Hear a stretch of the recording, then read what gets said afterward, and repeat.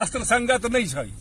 नहीं शास्त्र के हिसाब से विधि विधान के हिसाब से ई सब नहीं छै। नहीं ई छै। सब एखन जे चल रहा है ई सब पश्चिम सभ्यता के प्रकोप छै।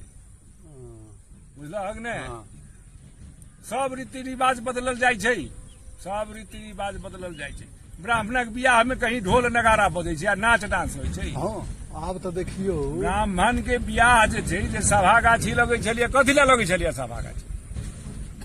ब्राह्मण तो पूरा साल दोसर के बियाह दान दोसर के काज करबै छलाह। हाँ अपना लेल टाइम नहीं।